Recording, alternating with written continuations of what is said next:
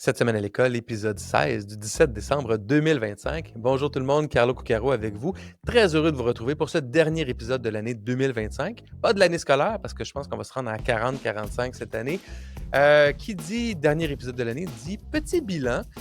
Petit bilan extrêmement positif. C'est plus de 300 000 vues ou écoutes du balado dans les 3 derniers mois, là, pour les 15 premiers épisodes. Puis si on m'avait demandé combien de vues ou d'écoutes tu vises, Carlo, j'aurais dit 50 000, 100 000. Mais non, c'est plus. En fait, je dis plus, c'est pas plus. C'est près de 300 000. C'est 295 000, plus des écoutes qu'on a de la difficulté à comptabiliser à gauche et à droite. Donc, c'est beaucoup, beaucoup, beaucoup de gens qui sont entrés en contact avec le balado. Et ça me rend heureux parce que, au-delà des écoutes complètes, il y a beaucoup de nos extraits qui circulent sur les réseaux, entre autres sur YouTube et sur TikTok. Et ce que ça fait, ça met en valeur un discours ambitieux, positif, pragmatique, réaliste sur l'éducation et sur l'importance de l'éducation dans nos sociétés pour nos jeunes. Donc, je pense qu'on peut cocher cet objectif-là comme étant atteint ou en voie d'être atteint à tout le moins. C'est un projet qu'on va faire longtemps. Là. On va en faire beaucoup d'épisodes du balado au fil des années, mais déjà après 15-16 épisodes, je trouve qu'on est sur une très, très belle voie. Continuez à partager. Donc, il y a énormément de commentaires et de partages. Là. Continuez à me partager vos commentaires, vos suggestions et vos anecdotes aussi. Ça nourrit énormément. Souvent, je vais dire, des enseignants me disent que c'est dans le cadre de mon quotidien. Je parle à beaucoup de jeunes de l'éducation, mais j'en reçois aussi beaucoup de ces témoignages-là et ça permet d'avoir un propos encore plus pertinent et encore plus ancré dans la réalité des intervenants terrain ou des parents à la maison. Alors, sans plus attendre, cette semaine, on a Céline Lamy, pédopsychiatre, comme co-animatrice, et on se pose 3 questions. Premièrement, quelle est la hauteur d'une butte idéale dans une cour d'école pour glisser? Est-ce que c'est une bonne idée d'avoir l'intelligence artificielle au baccalauréat au Danemark et pour élever un nouveau-né? Et finalement, violence à l'école, nos enfants sont-ils des monstres? Allons voir Céline, on va répondre à ces questions-là.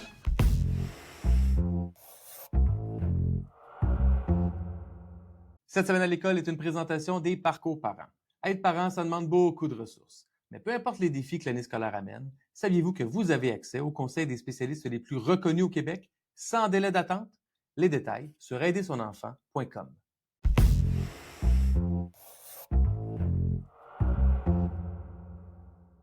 Céline Lamy, pédopsychiatre, bonjour, merci d'être là. Salut Carlo! Comment vas-tu, Céline, en cette fin d'année civile, début des vacances de Noël qui approchent? Préparation des vacances, fabrication des biscuits de Noël, les Oui, bas c'est de ce que tu me Noël disais. sont prêts.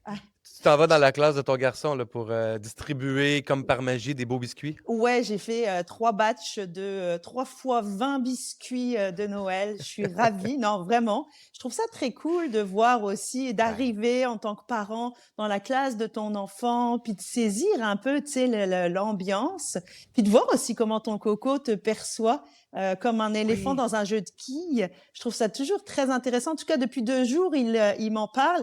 Il m'a même mis la pression, figure-toi, hier soir, en disant: Maman, ne me trahis pas avec tes biscuits. Genre, viens parce que vraiment, je serais déçue. Tu sais, le mot Oh, wow. trahison, j'ai trouvé ça vraiment spécial chez un petit de Ah oui, 5 hein? ans. Il a clairement fait des promesses à son groupe Ouh, et tu es la responsable de la livraison de la promesse. Donc, on est d'accord. Alors, on va tourner l'épisode d'aujourd'hui le plus rapidement possible pour que tu puisses vite quitter pour te rendre et ne pas trahir tes enfants. Merci. Céline, on a fait le tour de l'actualité ensemble en préparation. On va y aller tout de suite avec notre revue de l'actualité. Il y en a une qui nous a interpellés tous les deux. C'est des nouvelles règles ou des suggestions de règles, c'est à voir par un regroupement d'assureurs pour les écoles qui concernent les buttes de neige qui doivent être d'une hauteur maximale de 3 mètres et d'un dénivelé d'environ 25 ce qui veut dire d'une longueur d'à peu près 12 mètres pour un enjeu de sécurité. Sinon, ça prend des casques pour les enfants. J'ai écrit un post Facebook ce matin là-dessus. Je vais te laisser réagir, puis tu me diras, je te rajouterai un peu ce que moi j'en pense, mais j'ai l'impression qu'on est dans la même direction. Oui, ben en fait, moi, ça me renvoie quand même à l'année dernière où l'association des pédiatres redisait combien le jeu risqué est essentiel pour les enfants. Ouais. Puis jeu risqué, on parle pas de se précipiter de quelques étages, c'est pas ça, mais prendre des risques, ça en fait partie, de connaître ses limites corporelles, de coopérer ensemble quand on est en difficulté.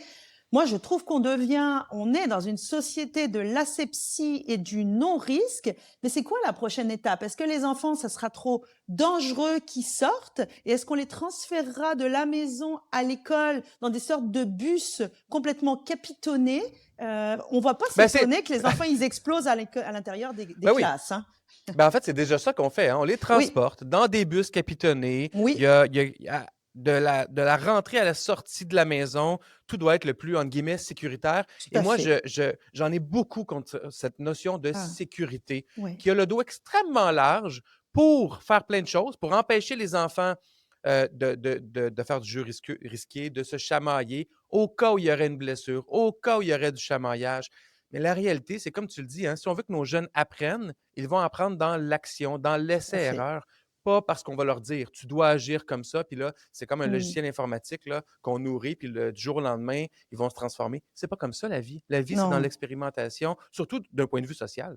Tout à fait. Puis tu sais, on a mis des téléphones portables dans les sacs à dos de nos petits cocos des 6, 7 ans sous le prétexte sécuritaire, en Oui, disant au moins il pourra m'appeler.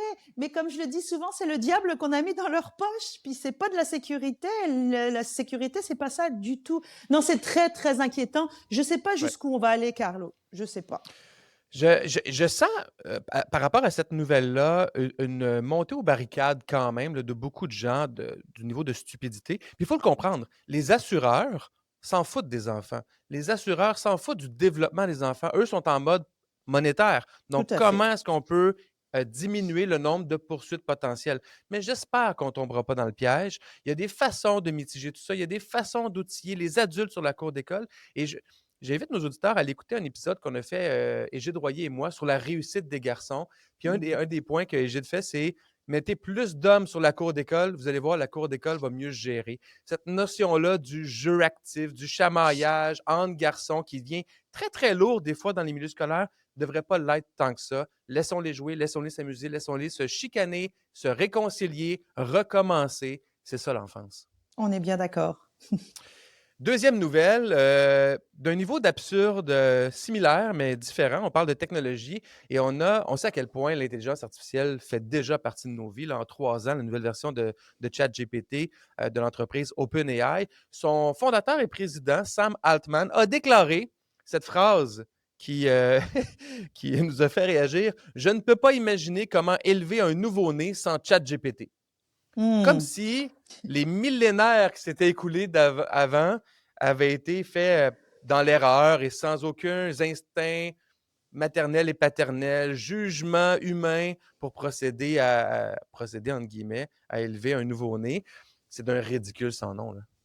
Ben, j'en parle dans mon dernier essai parce qu'il y a une application qui est sortie l'année dernière, faite par des chercheurs très très sérieux et québécois en plus, qui avait été vraiment publicisée, qui permettait en fait de mettre, on va dire, ton téléphone portable avec ton application et de analyser les pleurs de ton Les bébé. pleurs, oui. Hein? C'est ça. Puis alors tout le monde disait waouh, mais enfin on va pouvoir comprendre ce qui se passe. Donc en fonction de la fréquence du pleur du bébé, on sait s'il a fait pipi, caca, popo, bref.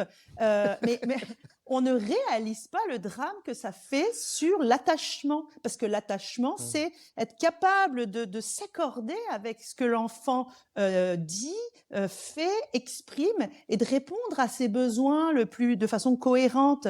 Euh, c'est, tu parlais de ridicule, mais c'est très, très, très grave. Au-delà de ça, oui, c'est risible. Et moi, ça m'inquiète tellement. Puis on Ah ouais, voit hein? ça comme du progrès. Mais je pense qu'il faut quand même avoir un discours vigilant face au progrès. Hein, les fameux progressistes là qui disent, ben oui, mais c'est grâce au progrès qu'on va. Le progrès fait beaucoup, beaucoup de mal à la planète. Et on dit, ben oui, mais c'est grâce au progrès qu'on va pouvoir réparer ce qu'on a fait. Ben, peut-être qu'on aurait pu éviter de détruire avant.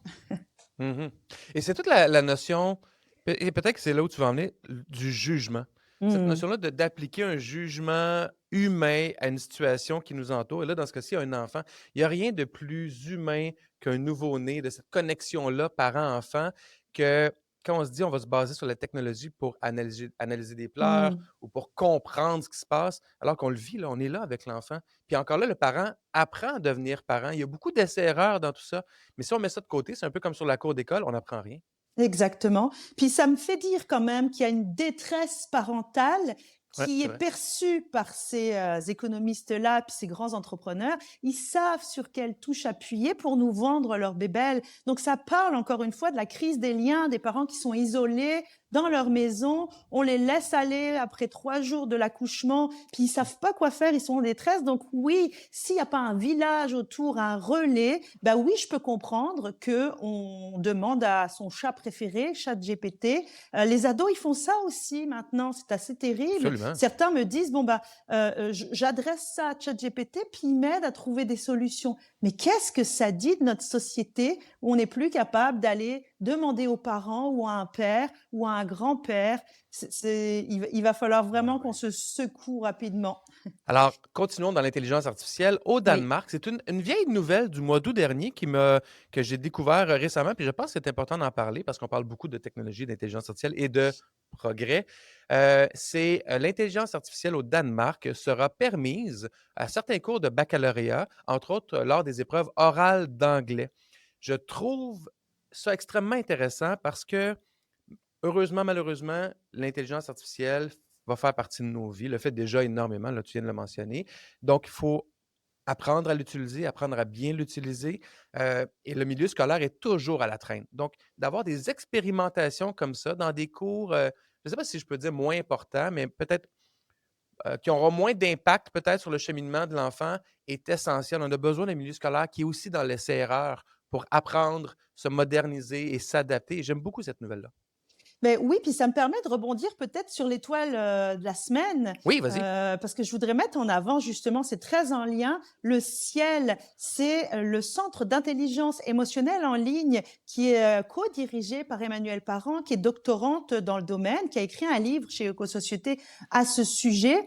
Et le ciel, en fait, ben, va dans les écoles pour sensibiliser justement nos jeunes à la bonne utilisation des outils numériques, le téléphone, comment bien être sur les réseaux sociaux, avoir une pensée critique, aussi par rapport à l'IA. Et malheureusement, Emmanuel m'a envoyé un message il n'y a pas longtemps pour me dire, ben, avec les coupures vis-à-vis des organismes communautaires, on risque de ne pas pouvoir mener à bien notre mission auprès des jeunes. Moi, ça Ah oui, m'inquiète hein? là encore beaucoup de se dire que ces outils de prévention, de sensibilisation auprès de nos jeunes risquent d'être fermés. Quid justement de cette idée-là de couper dans ce qui fait la prévention pour ensuite venir du côté du curatif dans des moments de crise en disant bon ben voilà, ça y est, il y a la crise, donc il faut faire quelque chose. Non, pouvons-nous prévenir? Puis c'est Ouais. surtout faire confiance, disait Emmanuel, à nos adolescents qui sont plus sensibilisés qu'on imagine sur les questions, qui se posent des questions, qui sont inquiets. Je pense que c'est important d'avoir des discussions ouvertes avec eux. Et le ciel fait partie de ces organismes qui est très, très, très précieux au Québec. Et ces organismes-là sont énormément dans les écoles aussi. Et les Oui, enseignants, enseignantes apprécient la présence de ces vraiment. professionnels-là qui viennent accompagner les élèves, que ce soit au numérique, que ce soit, il y a un organisme aussi il y en a plein d'organismes, entre autres, pour les troubles alimentaires ou la santé Mhm. mentale, la Fondation Mhm. Jeunes en tête,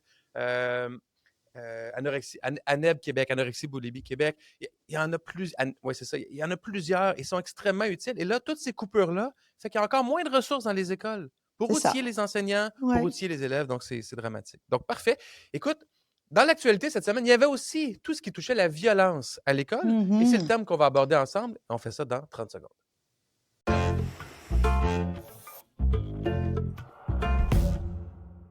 Céline Lamy, dans les nouvelles cette semaine, il y a une récente communication de la Fédération autonome de l'enseignement qui fait suite à un sondage auprès de plus de 2000 de ses membres qui a montré que la grande majorité des enseignantes de maternelle, donc plus de 90 affirment s'être déjà fait frapper, bousculer, mordre ou cracher dessus depuis qu'elles sont en poste. Ça crée quand même un raz-de-marée médiatique là, avec toute cette vague de violence-là dans les écoles, ou cette impression-là, en tout cas, qu'on a que la violence est en augmentation dans les écoles. Et toi, tu es pédopsychiatre, donc tu les vois, les élèves, les parents dans ton cabinet. Heu, Est-ce qu'un jeune qui commet des actes de violence à 4, 5, 6 ans, c'est vraiment un monstre en devenir? Non, non, non, non. Mais c'est drôle que tu poses la question comme telle parce que il y a des parents qui viennent déjà avec le mot psychopathe en disant, Waouh! j'ai peur qu'il ait pas d'empathie puis qu'il soit un psychopathe. Alors moi, ça me, à chaque fois, je tombe de ma chaise parce qu'effectivement, on leur renvoie, bon, bah, votre fils fait ci, votre fils fait ça.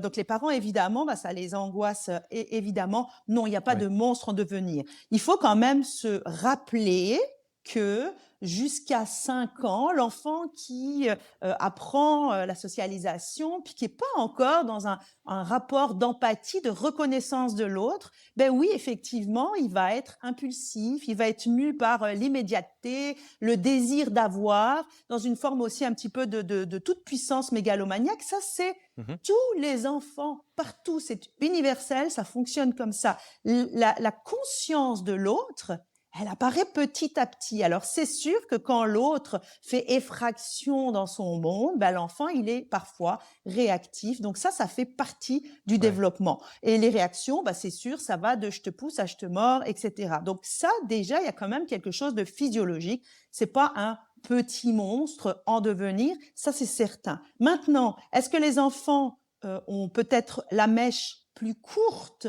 mhm, que les enfants d'antan?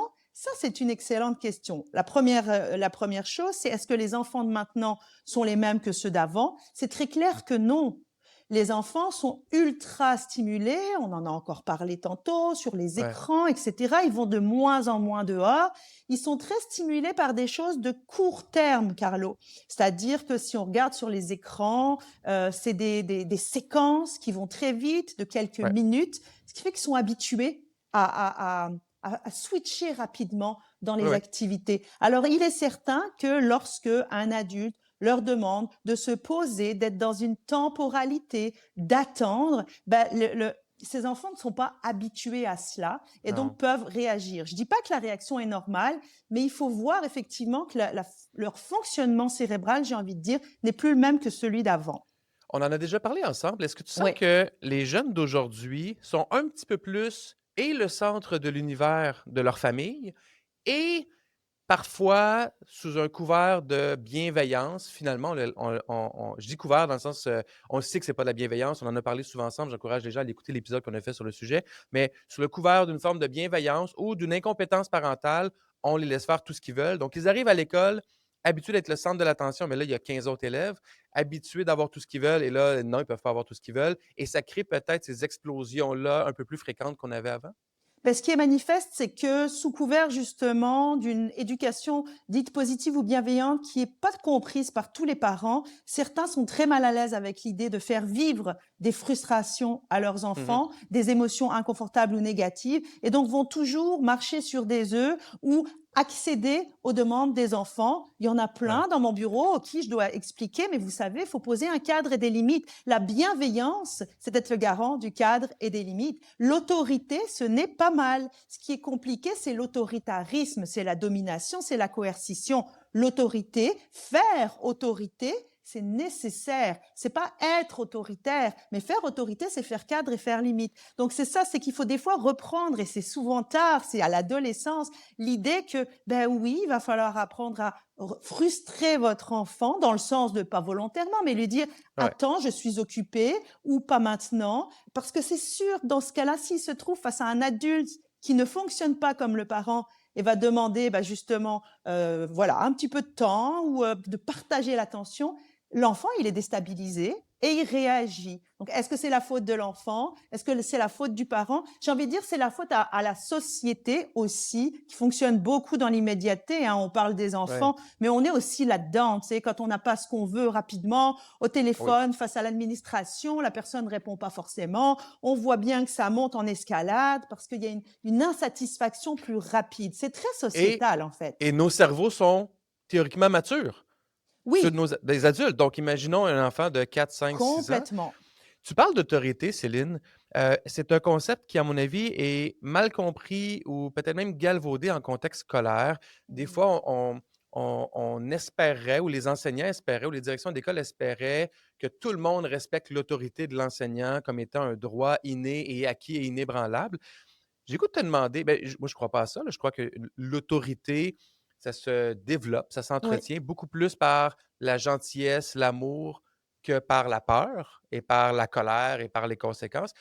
Comment un enseignant ou une enseignante peut développer un rôle d'autorité, donc d'encadrement autoritaire, ou je ne sais pas comment tu le nommerais, de façon saine auprès d'élèves? Ben, faire autorité, c'est déjà être un adulte solide, rassurant, qui respecte en fait. Si on parle de, moi j'aime beaucoup relire Hannah Arendt qui dit bien que l'autorité, c'est pas faire qu'il y ait une obéissance aveugle. L'autorité, ça se construit sans domination autour du respect et puis de la légitimité de la personne qui pose l'autorité. Donc c'est important d'avoir un adulte solide qui est conscient de ses forces et aussi de ses vulnérabilités, pas qui veut se cacher derrière une sorte de toute puissance.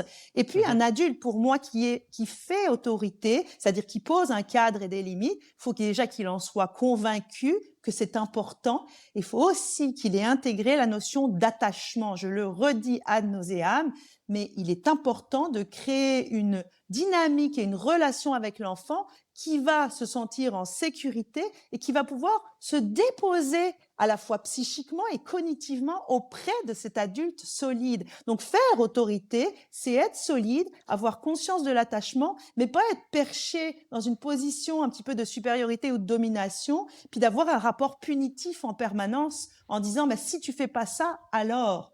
Et il y a quelque chose que tu as dit aussi qui est très important. Pour moi, créer une ambiance où il y a de l'autorité et du cadre, c'est aussi être un adulte extrêmement flexible et créatif. Ce qui n'est pas évident dans les classes, on s'entend, mais il y a plein de professionnels qui me disent, moi j'aimerais par exemple pouvoir aller dehors, aller en nature, mais on me dit que non, justement par rapport aux assurances, blablabla. Mais ça, c'est faire preuve de créativité. Et là, l'autorité naturelle peut s'installer. C'est intéressant. C'est vraiment intéressant parce que quand on n'a pas ça, on a plus de chances, ce que je comprends, d'avoir peut-être des comportements non souhaitables en classe. Un des points, selon la Fédération autonome de l'enseignement, dans le sondage qu'ils ont publié, c'est de dire ce que les enseignantes veulent. Je dis enseignantes au féminin, là, surtout en maternelle, là, c'est majoritairement des femmes. Ce que les enseignantes veulent, c'est que les gestes commis soient suivis de conséquences. Et à chaque fois que je lis ça, dans un contexte souvent syndical, c'est comme si le message, le sous-texte, c'est faut punir ces jeunes-là, quitte à les exclure avec une exclusion à la maison ou comment on appelle ça, une retenue à la maison. Là. Donc, les priver d'école pendant 1 jour, 2 jours, 3 jours, comme si ça allait régler le problème et la punition comme étant une façon d'amener un changement de comportement. Est-ce que tu y crois?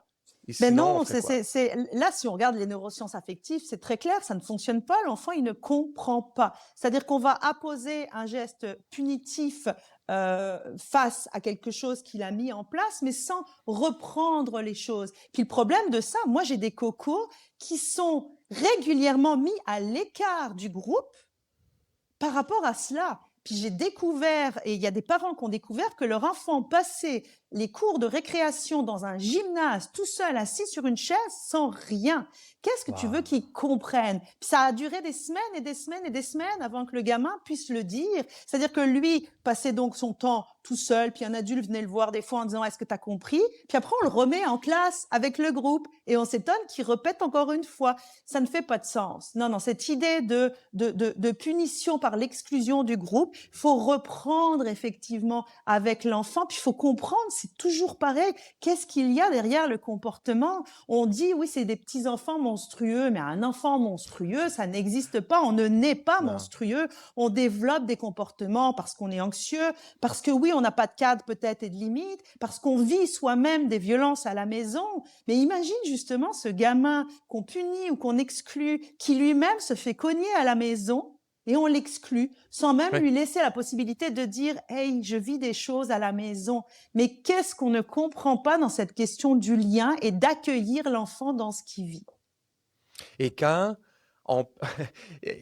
beaucoup d'adultes, moi inclus comme jeune parent, j'avais ce réflexe-là de répondre à un mauvais comportement par la colère et d'avoir le réflexe même de dire on va en discuter et en discutant, c'est une forme d'acceptation du comportement. J'ai été élevé comme ça, donc j'avais ce réflexe-là de dire non, non, il faut juste contrer le mauvais comportement avec une punition ou quelque chose comme ça. Mais en contexte scolaire, on ne peut pas avoir ce réflexe-là. D'ailleurs, je ne l'ai plus comme parent, j'ai vite compris que ça ne fonctionnait pas. euh, laisser le comportement, puis ça dure rarement des heures, là, s'éteindre graduellement, en discuter avec l'enfant, ce n'est pas cautionner le geste. Ce n'est pas Mmh. cautionner l'enfant en disant tu as bien agi, c'est prendre soin de l'enfant. C'est dur parce que tu le dis tout le temps, puis c'est une phrase que j'utilise beaucoup maintenant. L'école sert à faire, je disais des enfants forts, tu disais je préfère des enfants solides, puis tu as Mmh. raison, mais ça prend des adultes solides, comme tu le Mmh. mentionnes encore aujourd'hui, pour être capable de faire ça. C'est clair. Et puis, tu sais, le fait de discuter avec l'enfant, de lui faire voir, en fait, la séquence de ce qui s'est passé. À ce moment-là, qu'est-ce que tu as ressenti? Oui, ça prend du temps. Il y a plein de profs qui me disent, ça prend du temps, j'ai pas le temps. Ouais, Effectivement, eh ben, on en revient à, est-ce que le gouvernement pourrait nous donner, dans ces cas-là, plus de professionnels ouais. qui aideraient? J'entendais justement plus de TES ou d'accueillants d'école qui disait à l'époque, je voyais sortir le gamin du bus, de l'autobus scolaire, et je voyais dans son regard déjà que ça allait péter. Et du coup, je désamorçais avant Ouais. même qu'il rentre en classe. Mais où sont ces professionnels maintenant qui peuvent le faire? C'est sûr que c'est pas l'enseignant, c'est beaucoup à demander. Mais dans ces cas-là, il faudrait justement, moi j'appellerais ça des accueillants ou des Mhm. météorologues de la météo intérieure de nos Ouais. cocos. Ça serait essentiel, ça serait génial, génial. Ça désamorcerait tellement de choses. Puis il faut aussi, j'insiste, connaître les enfants, pas uniquement dans leurs défis, dans leurs étiquettes, dans ce qu'ils aiment, parce que oui, quand c'est le bazar, est-ce qu'on est obligé de tenir le fort en voulant absolument continuer à enseigner ou se dire, OK, là, les cocos, on va faire une pause. J'ai des enseignantes qui me disent, bah, moi, tout d'un coup, quand c'est trop, j'arrête. Puis je fais une petite pause musique, méditation ou une Mhm. petite pause foufou. On arrête tout, on déconnecte pour Ouais. mieux reprendre. Mais c'est s'autoriser justement à de la créativité plutôt qu'être dans quelque chose de très normatif et rigide en se disant je suis enseignante, j'enseigne, je comprends la pression que les profs ont à tenir leur programme, mais c'est à quel prix aussi pour eux parce que c'est épuisant de vouloir tenir sans créativité. Je vois pas comment maintenant on peut travailler avec des enfants sans créativité. Bon point. Oui, puis tu parlais de scolarité. L'école, dans un monde idéal, pour qu'elle réussisse, doit être un milieu de vie. Et un Mmh. milieu de vie, c'est pas seulement un endroit où on apprend les maths et le français, c'est un endroit où on vit avec nos excès, avec nos timidités, avec nos Mmh. erreurs, avec nos succès, avec les échecs, avec les frustrations, avec les réussites. Et j'ai de plus en plus tendance à penser que dans le contexte actuel de pénurie, de gens peut-être des fois moins bien formés, pression budgétaire, de bâtiments qui sont en train de se décomposer, d'avoir de la moisissure, qu'on n'est plus dans des milieux de vie sains. Et je dis de façon très globale, on est plus dans des endroits d'apprentissage. Puis là, dès qu'on sort de la norme de l'enfant a de la Mmh. difficulté ou l'enfant a un comportement dérangeant, on est dans la punition ou la Oui, oui, réaction oui, non, plutôt que non, dans c'est clair. l'accompagnement. Puis tu sais, tu parles des écoles, ne serait-ce que l'environnement très esthétique. Il y a beaucoup de lieux dans d'autres pays où ils ont repensé justement c'est quoi une belle école, un endroit où on a envie d'aller parce qu'on y passe 8 heures. Est-ce qu'effectivement, quand tu parles de Ouais. moisissure, quand tu parles de l'été où il fait 40 degrés, c'est tout ça. Est-ce que je vais rentrer dans un endroit qui est accueillant et bienveillant pour moi? Moi, il y a certaines écoles, je voudrais pas y rester 1 heure.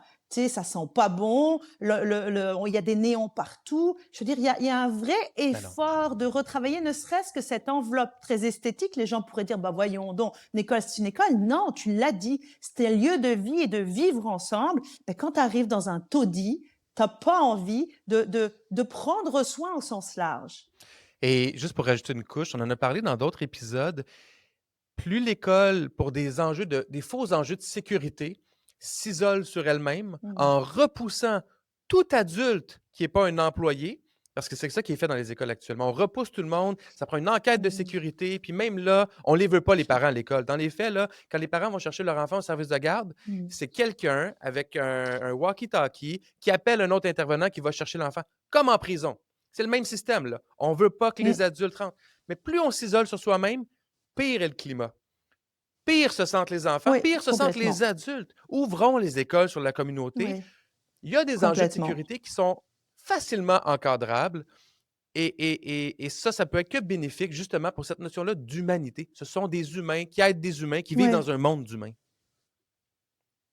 Complètement. Puis tu sais, on parlait tout à l'heure du fait que je vais venir dans la classe de mon enfant amener des biscuits. Mais moi, je trouve ça prodigieux que l'on puisse justement voir, entendre, être ensemble. Je fais rentrer une partie de mon histoire familiale parce que j'amène des biscuits faits de façon traditionnelle. Enfin, je veux dire, c'est Ben oui. tellement riche pour les cocos. Cette semaine, il y a une maman qui est venue faire du maquillage, etc. Puis mon Augustin de dire, oh, mais c'était une maman très cool, Plus cool que blablabla, quelle toi, maman. chance. Tu sais, c'est important. Ouais, là, je suis à fond pour tantôt. Tu vas voir, je vais mettre le paquet. Ouais, on est dans le Oui. néolibéralisme, hein, alors on compétitionne entre parents, hein, tu le sais. Quand on parle de violence, on a l'impression, donc on l'a dit, que c'est des jeunes dont le cerveau est immature, des jeunes qui ont des fois des défis à la maison, puis qui ont besoin d'un coup de pouce d'adultes solides autour d'eux. Comment l'école peut faire pour aider ces jeunes-là? Parce que souvent, les professionnels à l'école disent on est déjà surchargé de matières enseignées, les français, les maths, les sciences, le cours de CCQ, les spécialistes. Qu'est-ce qu'il faut enseigner de plus à nos jeunes pour leur permettre, en 2025, qui ne sont pas les mêmes jeunes qu'en 1980, pour leur permettre de développer, ce que je dirais entre guillemets, des bons comportements? Mmh. Alors, bon, je l'ai nommé quand même tantôt. Je pense vraiment qu'il y a un intérêt dès le début de la journée à repérer par des professionnels, des jeunes. Puis quand on connaît bien nos jeunes, on est capable déjà de repérer des choses et de désamorcer. Première chose. L'autre chose, ça existe et ça a été mis en avant par Michel Sasseville, qui est philosophe à Laval, c'est un Québécois, donc il faut en plus qu'on dise Oui. hurrah. Il a repris le travail de Lippmann qui a développé la philosophie pour les enfants. Alors tu vas me dire, oh non, Céline, on va pas parler de Socrate à 6 ans. Ben, c'est pas ça du tout. Lippmann, c'était un universitaire qui, je sais plus c'était quel genre de prof c'était, mais en tout cas, il s'est rendu compte que ces grands étudiants n'avaient pas de savoir-vivre ensemble et il a essayé de mettre en place des cours de philo, mais pour apprendre à débattre, à échanger ensemble et il s'est rendu compte que rendu un certain âge, l'esprit est complètement déjà verrouillé, étriqué, et que c'était pas du tout chez les ados ni même les adultes qu'il fallait le faire, mais beaucoup plus jeunes. Et il a développé la philo pour les enfants, où c'est apprendre les compétences socio-émotionnelles, apprendre à Oui. jaser. Je t'écoute vraiment, pas pour répondre, etc.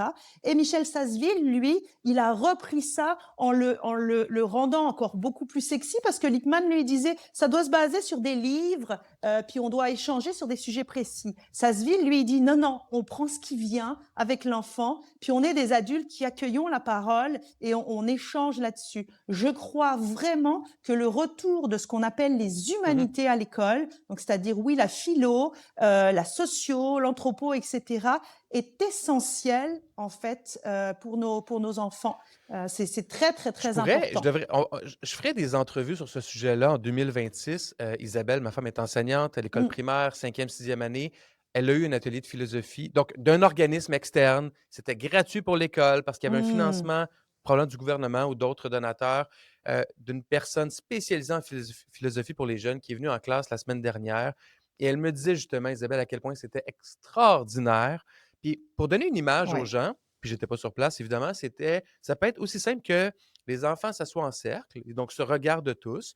Quand c'est pas l'enseignant, ben, l'intervenant est en mode médiateur. Il n'est pas en mode j'enseigne quelque chose, mais pose des questions aux enfants du type, par exemple, est-ce qu'il y a des Mm. mensonges qui sont corrects? Est-ce que c'est correct parfois de mentir? Mm. Et là, on laisse les jeunes s'exprimer, on Mhm. creuse leurs idées. Ça montre les jeunes à réfléchir par eux-mêmes, au-delà de l'information, qu'est-ce qu'eux pensent par Complètement. rapport à leur expérience, d'écouter l'opinion des autres, de réfléchir et de faire avancer leur propre opinion.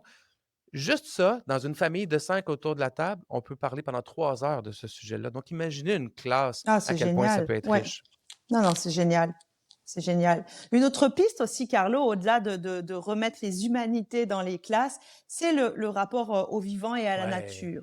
Ça, on ne cesse de le dire, hein, les enfants sont déracinés, on les met d'une boîte à la maison à une boîte qui est l'école, puis ils n'ont pas assez d'espace pour aller dehors. Alors en plus, maintenant, il y a les histoires Oui. de hauteur de but, mais c'est pas uniquement aller dans la cour de récréation. Moi, je voudrais vraiment qu'on ait beaucoup plus de sorties à l'extérieur des murs de l'école, dans la nature, en forêt, qu'il y ait des médiateurs justement pour accompagner les enfants, puis pour leur permettre justement moment aussi d'exprimer des choses qu'ils Ouais, n'expriment pas quand ils sont ouais. derrière leur pupitre. Je le dis toujours, ça permet en nature de voir l'enfant derrière l'élève. Et lorsqu'on connaît l'enfant derrière l'élève en tant qu'adulte et en tant qu'enseignant, on n'a plus le même regard sur lui, ça c'est Je vais évident. donner 2 exemples de ça, puis on pourra conclure là-dessus. Isabelle encore, enseignante extraordinaire et femme de ma vie, elle est dans une école alternative à Laval, donc en milieu extrêmement urbain.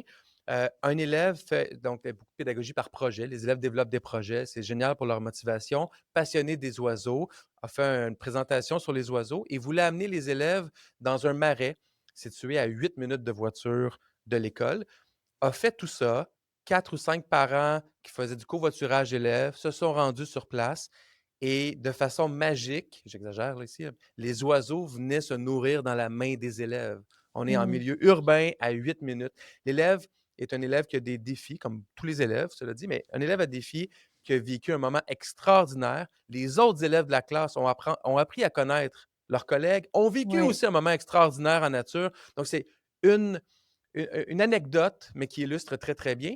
Le deuxième point, j'encourage les gens à aller écouter l'entrevue Ministre d'un jour avec Pierre Lavoie, parce que lui, ce qu'il dit, pour des raisons de santé physique et mentale, entre autres, mais ce qu'il dit, c'est abolissons, et j'exagère, les gymnases. Arrêtons de construire des mmh. gymnases. On a la nature au On Québec. On a, n'a pas besoin de gymnases. Les gymnases, ce que ça fait, ça nous permet de mesurer. Il y a des lignes, il y a des distances. Pas besoin de ça pour faire de l'activité mmh. physique. La nature est suffisante et on a amplement de ça au Québec, même en milieu urbain, pour vivre en nature, découvrir la nature et s'imbiber de la nature comme tu le proposes. On Tout a à tout ce qu'il fait. faut au Québec pour faire ça. Mais tu sais, on parle de mère nature, c'est pas rien. Puis moi, j'accompagne beaucoup de mes patients en écothérapie, notamment des patients qui sont placés en Oui. centre DPJ, qui ont des enjeux d'attachement très insécures. Et combien ils le disent, ils ont le sentiment d'être portés par quelque chose quand ils sont dans le vivant. On dit pas mère nature pour rien, c'est très très clair. Pour moi, c'est une figure d'attachement symbolique qui peut être extrêmement réparatrice pour ces cocos-là. Ah, c'est extraordinaire. Céline Lamy, merci d'avoir été aujourd'hui avec nous pour ce dernier podcast, dernier balado de 2025. On se retrouve assurément en janvier 2026 pour un prochain. Bonne fête, Carlo, je te garde des biscuits, hein? Oui, s'il te plaît, ne me trahis pas. Salut! À bientôt.